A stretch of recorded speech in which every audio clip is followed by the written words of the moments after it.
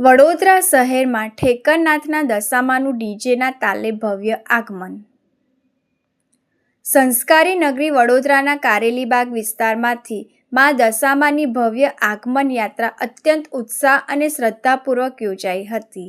રવિવાર 2 ઓગસ્ટના રોજ સાંજે 6 વાગે કારેલીબાગ ખાતેથી આ ભવ્ય યાત્રાની શરૂઆત કરવામાં આવી હતી.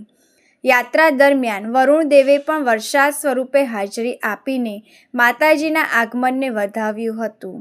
આ પ્રસંગે ઠેકરનાથ દશામા યુવક મંડળના પ્રમુખ વિજયભાઈ ઠાકોર અને મંડળના હોદ્દેદારોએ જણાવ્યું હતું કે મા દશામાના આ આગમનને ભવ્ય અને ઐતિહાસિક બનાવવા માટે વડોદરા તેમજ સમગ્ર ગુજરાતની ઉત્સવપ્રેમી જનતા અને મીડિયાકર્મીઓ અમારી સાથે જોડાયા છે. તે બદલ અમે સૌના આભારી છીએ. મા દશામા સૌ પર પોતાના પ્રેમ અને આશીર્વાદ સદા બનાવી રાખે. આગમન યાત્રામાં મોટી સંખ્યામાં શ્રદ્ધાળુઓ અને સ્થાનિક લોકો જોડાયા હતા.